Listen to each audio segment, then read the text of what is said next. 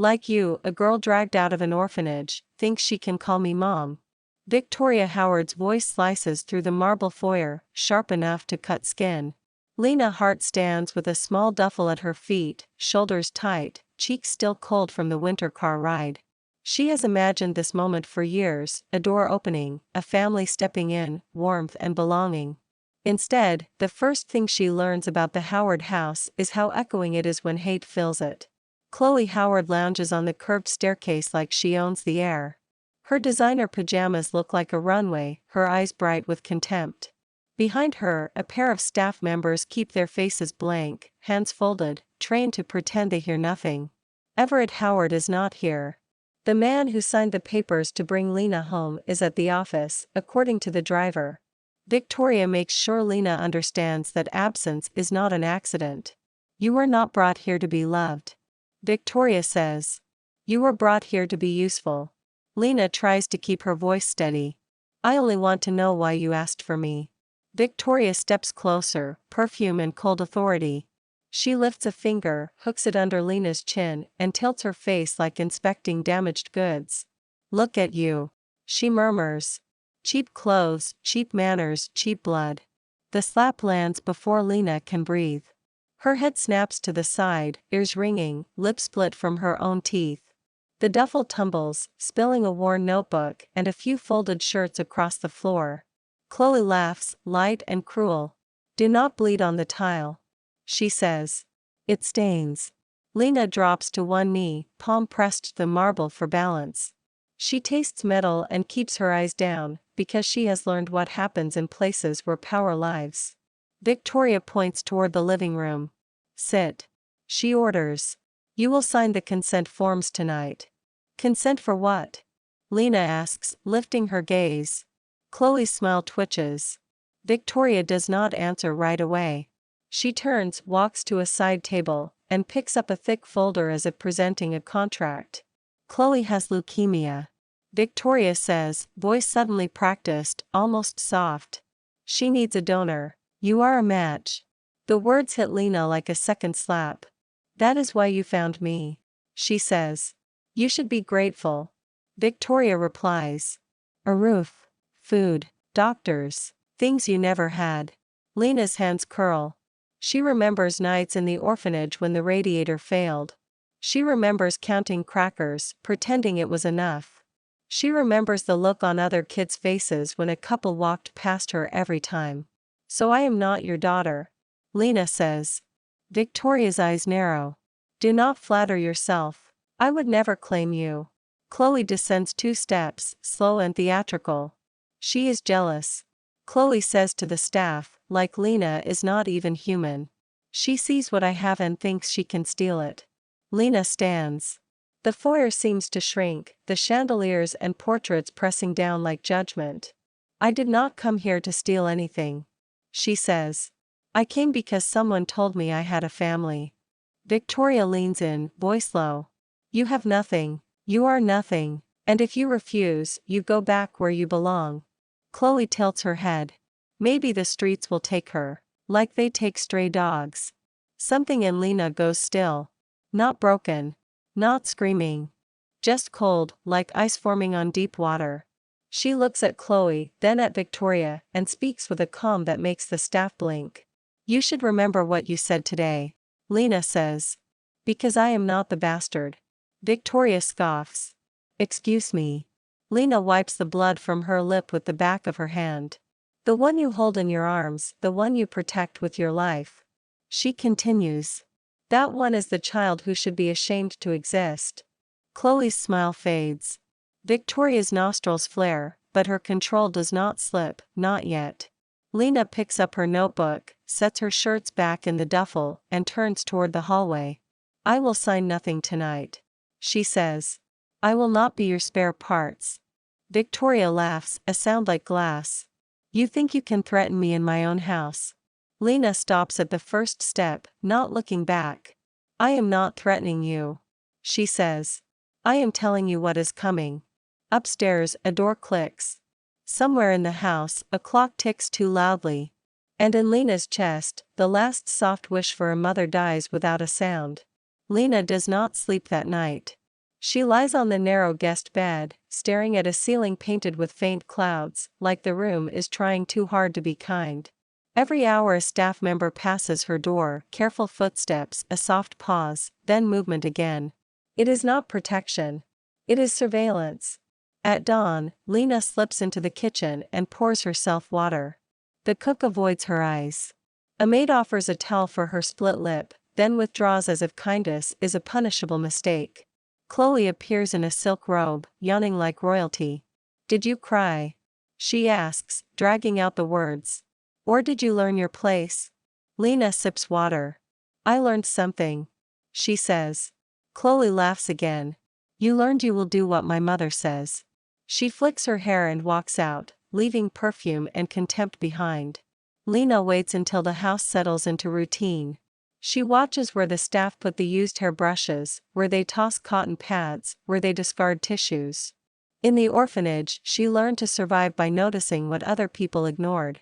That afternoon, she goes to the family clinic for her first evaluation. Victoria rides with her, phone pressed to her ear, discussing charity galas and board meetings. Chloe rides in a separate car, with tinted windows and music loud enough to drown out reality. At the clinic, Lena sees Everett's name on the wall, carved in polished wood. Everett Howard, benefactor. Everett Howard, founder. Everett Howard, the man she has not met. A nurse takes Lena's blood and asks for a hair sample. Lena smiles, sweet and obedient, and hands over a strand. When the nurse leaves, Lena looks at the trash bin, where a glove sits with a few strands of Chloe's hair clinging to it. She drops her own hair into her pocket instead and takes Chloe's. Later, she uses the restroom and finds Victoria's discarded tissue in a sealed waste container. It is gross, but gross has never stopped her. She takes it too. By nightfall, Lena has what she needs. She finds a small private lab in the city, one that advertises discreet testing for inheritance disputes. She pays cash with the first allowance Victoria tosses at her like a bone. The lab technician, a tired man with careful eyes, looks at the samples and asks, "You want a full panel?" "Yes," Lena answers. "And I want it done fast." 3-generation analysis takes time. He says. 5 business days. Lena leans forward. "Make it 3. He studies her face, then nods. 3. He says and takes the envelope. Back at the Howard house, the air thickens with threat. Victoria calls Lena into the study, where shelves of books are arranged by color, not by use. The desk is wide enough to feel like a battlefield. "You will sign the consent forms tomorrow," Victoria says, sliding papers across the desk. "It is not a request." Lena looks at the signature line. "You do not even want me to call you Mom," she says. Victoria's smile is thin. "I want you alive long enough to save Chloe. After that, you are not my problem." The words are said with casual certainty, like discussing disposal. Lena keeps her expression blank. "I understand," she replies. Victoria relaxes slightly, thinking obedience has returned. "Good," she says. "Do not embarrass me." Lena walks out with the papers unsigned, her mind already elsewhere. She thinks about Everett. About his absence. About the wall in the clinic. A man like that would not ignore a daughter on purpose, unless someone built a lie big enough to block her out. On the 3rd day, the lab calls. Lena steps into the garden to take it, cold wind biting her cheeks. The results are in. The technician says, voice low. "Are you sitting down?" Lena sits on a stone bench. Her fingers grip the phone so hard her knuckles pale. "You are a biological match to Everett Howard at 99.99%. He says. "Chloe Howard has no biological relation to him." Lena closes her eyes. For a second, she hears nothing but blood rushing in her ears. "There is more." He continues. "Chloe matches to a man named Sebastian Cross. The profile fits as her father." Sebastian Cross. A name Lena has heard only once, whispered by a driver who called him a friend of the family. A friend who visits at odd hours. A friend Victoria never mentions. Lena opens her eyes and looks at the Howard mansion, bright windows and polished stone, like a perfect stage. She feels something move inside her, a dark click, a lock turning. "Send me everything," she says. "Every page, every stamp, every number. You understand what this means?" The technician says carefully. "It means my life was stolen," Lena answers. "And I am about to take it back." She ends the call and watches the house for a long moment. Inside those walls, Victoria is drinking tea. Chloe is laughing at something on her phone. They think the orphanage girl will kneel. Lena stands and smooths her coat. In her pocket, the printed report feels heavier than paper. She whispers to herself, not a prayer, not hope, but a promise. 3 days. She says. That is all it took to break your world. Lena learns the rules of the Howard house quickly. She learns when Chloe is bored, when boredom turns to cruelty. She learns Victoria's moods by the speed of her footsteps in the hallway.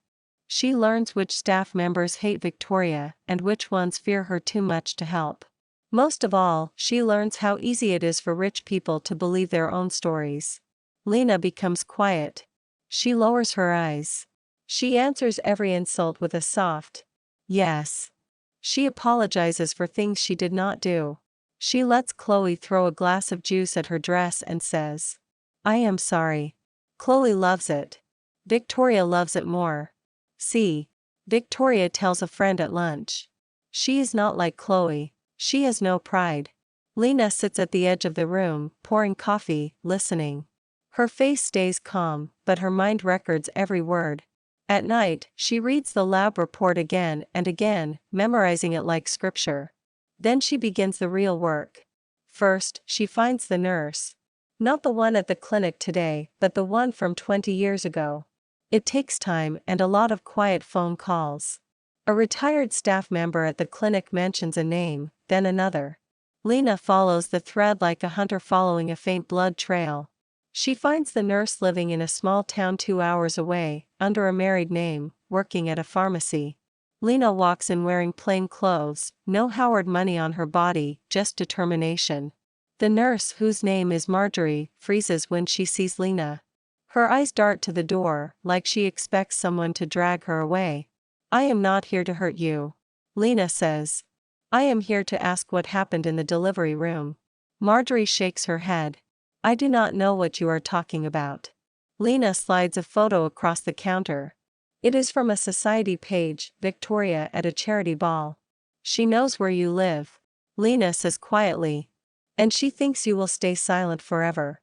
Marjorie's hands tremble. "Please," she whispers. "I have a family." "So do I," Lena replies. "I just never got to have them." Marjorie looks around, then leans close. "She offered me money," she says. "A lot. More than I made in a year. She told me the baby she carried was not her husband's. She said if he found out, he would ruin her and the baby would suffer." Lena keeps her voice gentle. "And you switched them." Marjorie's eyes fill with tears. "I did it," she admits. "I moved the bracelets. I told the doctor the records were corrected. Her driver took me to a bank the next day." Lena pulls out her phone and taps record. Marjorie sees it and flinches. "I need you to say it again," Lena says. "With names. With the time. With the money." Marjorie swallows hard, then speaks. She gives the date, the ward, the shift. She names Victoria Howard. She names Sebastian Cross as the man who waited in the hall. She describes the bracelet, pink, tiny, the letter H. When it is done, Marjorie looks like her bones have turned to dust.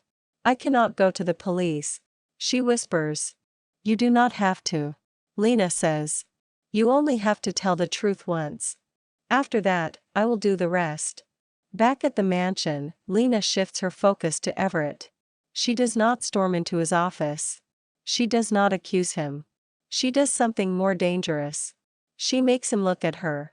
She times it for a night when Everett comes home late, tired from meetings, jacket over his arm. Lena waits in the hallway, holding a tray of water and bandages. Everett pauses when he sees the bruise still on her cheek. His eyes narrow. "What happened?" he asks. Lena lowers her gaze. "I fell," she says softly. Everett looks past her to the stairs. Chloe is there, watching like a cat. Victoria appears behind Chloe, smile polished. Clumsy girl. Victoria says. She is still learning how to live here. Everett's jaw tightens. He studies Lena's face again, like something familiar is trying to rise through fog. How old are you? He asks Lena. 20. Lena answers. Everett's hand grips his jacket. For 20 years. He murmurs almost to himself. Victoria steps forward quickly. Everett, do not exhaust yourself. She says. Chloe needs rest. Everett's eyes flick to Chloe. Chloe coughs on purpose, a delicate sound. Everett softens, guilt tugging him like a hook. Lena watches it all. She sees the lie, how it uses love as a leash. That night, Lena places an envelope on Everett's desk. Inside is a copy of the lab report, not the full one, only the first page. Enough to plant doubt.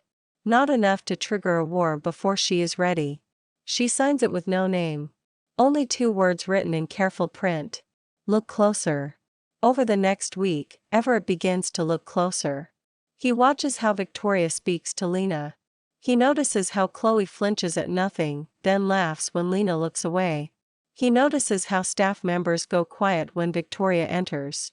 Victoria notices his noticing. Her smile grows sharper. Her grip on the house tightens. Chloe grows impatient. During a checkup, she grabs Lena's wrist hard enough to bruise. You will donate. Chloe hisses. You will do it fast. If you ruin this for me, I will destroy you. Lena meets her eyes, calm. I am here. She says. I am not running. Chloe sneers. Good dog. She says. Lena smiles, small and obedient. Yes. She answers. Good dog. Chloe releases her wrist and walks away, satisfied. Lena watches her go and thinks, not a dog. A wolf in a collar. She returns to her room and opens a second folder. Inside are bank records she traced through a staff member who owes Everett a favor. Transfers from a shell company to Marjorie, to Sebastian, to Victoria. A chain of money that smells like guilt. She adds one more file to the stack, a recording of Victoria on the phone late at night. Sebastian's voice in the background, low and intimate. Victoria laughing, saying. He will never know. He will pay for everything. Lena sets the folder down and looks at her reflection. The girl from the orphanage is still there, but her eyes are different now. Steady. Cold. Awake. She whispers the plan out loud, because it makes it real. At the anniversary gala. She says. Your whole world will watch you fall. The Howard Anniversary Gala is the kind of event that feels like a myth to people outside its gates. A ballroom filled with crystal light. Tables dressed in white linen. Cameras waiting like hungry mouths. Victoria is in her element. She glides through the room in a red gown, arm linked with Everett, smiling for every lens. Chloe stands beside them in pale gold, fragile and precious, the perfect tragic princess. Ladies and gentlemen. Victoria says at the podium, voice warm enough to fool strangers. Tonight, we celebrate family. We also celebrate miracles. After 20 years, Everett and I have found our lost daughter. Applause blooms like a rehearsed wave. Everett's face is stiff. His eyes keep searching the crowd, then drifting to the side doors. Victoria gestures. And now, please welcome Lena. The room turns. Whispers ripple. People look for a poor girl in borrowed clothes. Lena steps in wearing black. Not cheap, not flashy, just clean lines and quiet power. Her hair is pulled back. Her posture is straight. She does not look like a rescued orphan. She looks like someone who survived a war. A few guests frown, confused by the change. Victoria's smile wavers for half a breath. Lena walks to the stage. She stops beside Victoria, close enough to smell the perfume, close enough to feel the tension. Victoria leans in and whispers through her smile. Do not embarrass me. She says. Lena smiles back. I will not. She whispers. Not at all. I will show them exactly who you are. Victoria's eyes flash, but the microphone is live and cameras are near. She cannot slap Lena here. Not yet. Everett steps forward and offers Lena a hand. For the first time, his touch is direct, not distant. His eyes search her face with something that looks like fear. "Lena," he says softly. "I need to talk to you after this." "We will talk." Lena replies, and then she turns toward the microphone. She picks it up. The room quiets. "Thank you for coming," Lena says, voice clear. "My mother says tonight is about family." "I agree. Family is about truth." Victoria stiffens. Chloe's smile freezes. Lena lifts a small remote and clicks. The giant screen behind them lights up. The first image is a lab report. Big numbers. Clear language. A bold line that says biological parent, Everett Howard, 99.99%. Gasps sweep the room. A few people lean forward, phones rising. Victoria grabs Lena's wrist. "Lena," she hisses, still smiling for cameras. "Stop this." Lena gently removes Victoria's hand, like moving away a spider. She clicks again. The next page appears. Chloe Howard, no biological relation to Everett Howard. Chloe's face drains. Her knees wobble. She grips the edge of the podium, breathing fast. Everett turns, staring at the screen, then at Chloe. His mouth opens, but no sound comes out. Victoria's smile cracks. "What is this?" she says loudly, laugh forced. "A prank." Lena clicks again. A bank transfer record fills the screen. Amounts that make the room hush. A timeline. A name, Sebastian Cross. Then audio plays. Victoria's voice, recorded, laughing. "He will never know." The recording says. "He will pay for everything." The ballroom feels like it loses oxygen. People exchange looks, shock sharpening into delight, the way wealthy crowds enjoy scandal. Everett grips the podium. His face goes hard. Lena clicks again. A video appears, not clear, but enough. A hospital corridor. A young Victoria, hair undone, leaning close to a man. Sebastian, younger but unmistakable. He holds her hand and kisses her knuckles.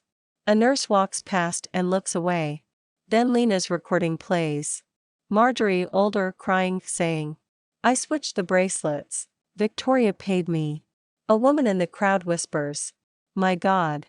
Someone else says, "That is criminal." Phones rise higher. Chloe makes a broken sound. She looks at Victoria, eyes wild. "Mom," she says. "Tell them it is not true. Tell them." Victoria's lips tremble. She reaches for the microphone. "Everyone." She begins, voice shaky. "This is a misunderstanding." Everett moves. His hand slams the microphone down. The sound booms, sharp. He looks at Victoria like he has never seen her before. 20 years. He says, voice low and deadly. "You took my child from me." Victoria stares at him, breathless. "You do not understand." She whispers, "I did it for us." Everett laughs once, humorless. "For us? You did it for yourself. You built this house on a lie and you fed me the lie every day." Chloe collapses into a chair, shaking. Sebastian, somewhere in the crowd, tries to slip away. Lena sees him and nods to a security staff member she tipped earlier. The man blocks Sebastian's path. Lena steps forward, voice cutting through the chaos. "Tonight is not a misunderstanding," she says. "It is correction." She looks at the guests, then at the cameras. She makes sure her words are simple, sharp, impossible to twist. "I was born Lena Howard," she says. "I was thrown into an orphanage so another girl could live as me. I was brought back only to be cut open and drained for parts." The room erupts.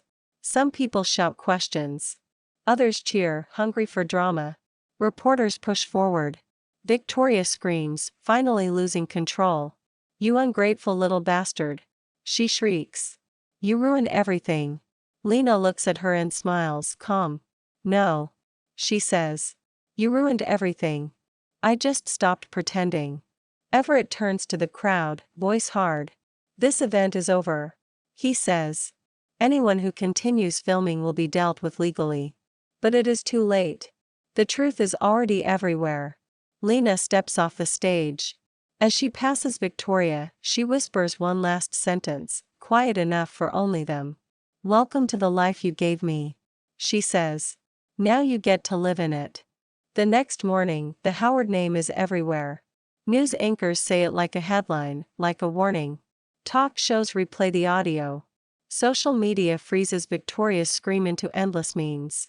The rich crowd that applauded her yesterday now eats her alive. Everett does not go to the office. He stays in the study, doors shut, lawyers arriving one by one. The mansion is a battlefield with no gunfire, only paper and signatures, only power turning. Lena sits across from him, hands folded. She looks tired, but steady. Everett keeps glancing at her, like he is afraid she will vanish again.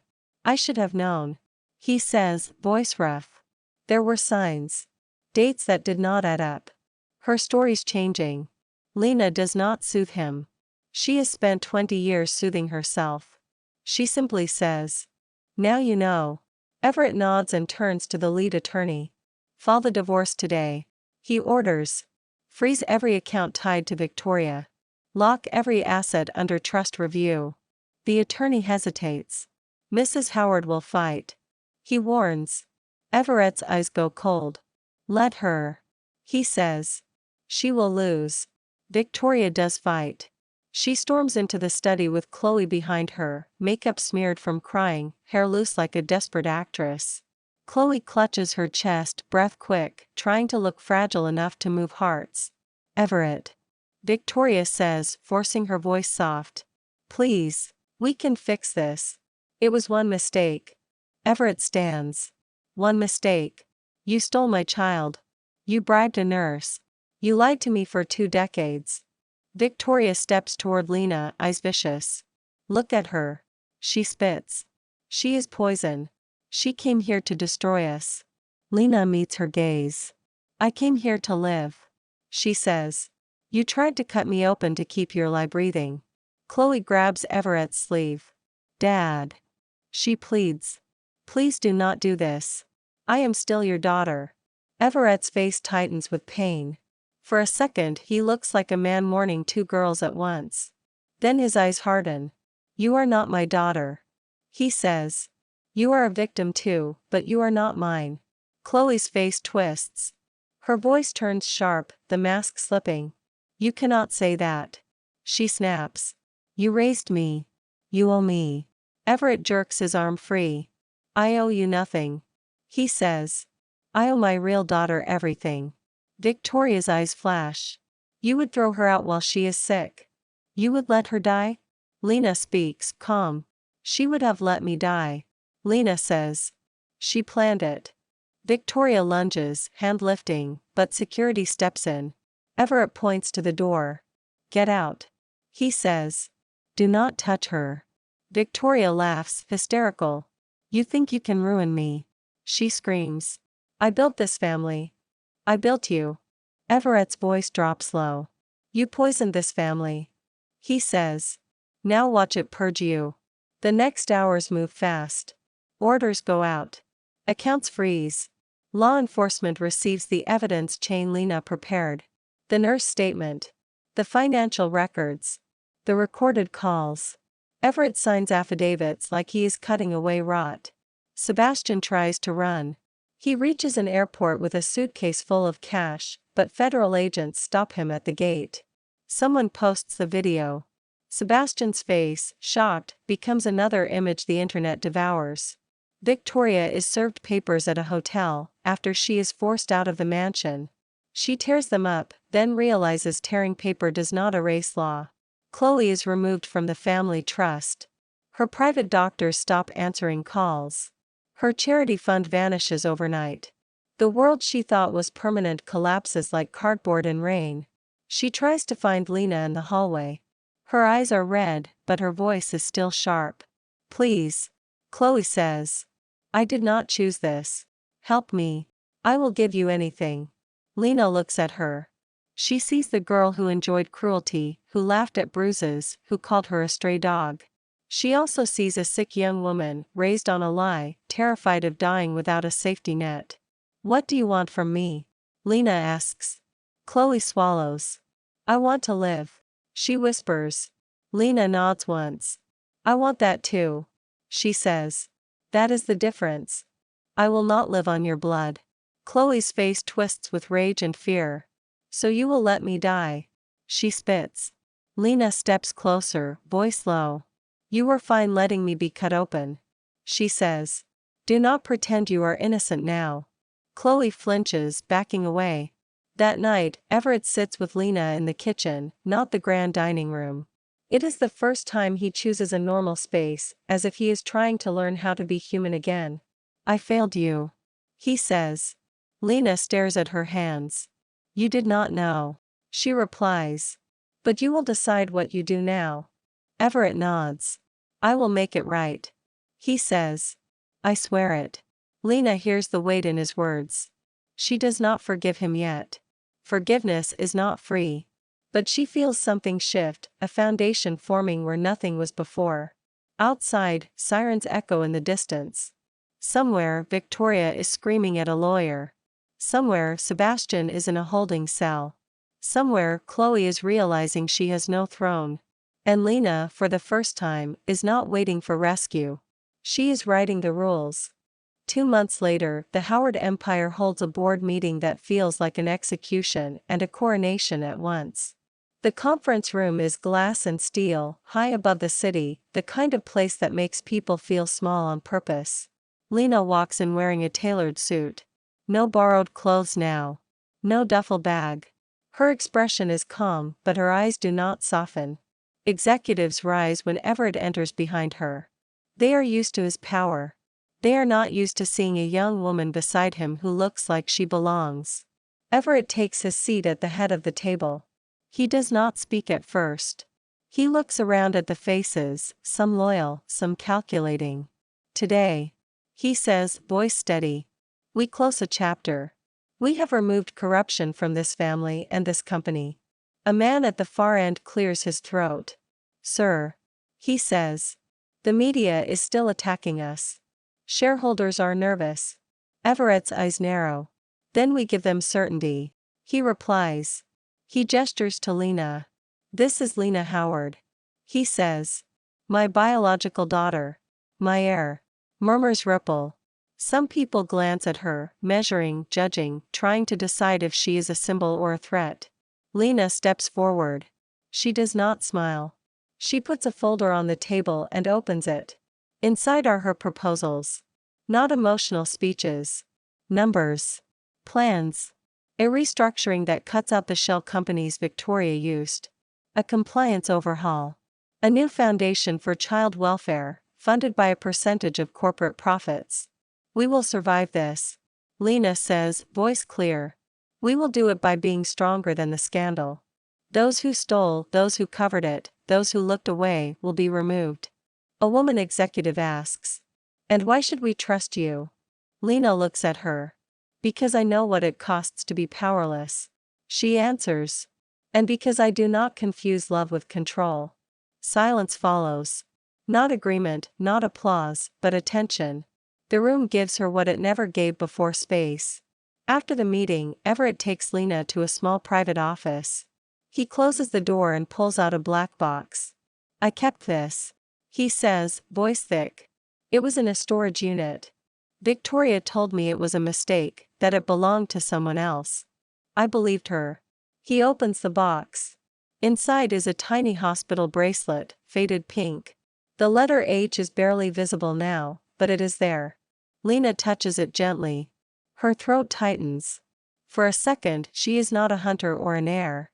She is a baby who never got held. Everett swallows hard. I cannot give you those years back, he says. But I can give you the future.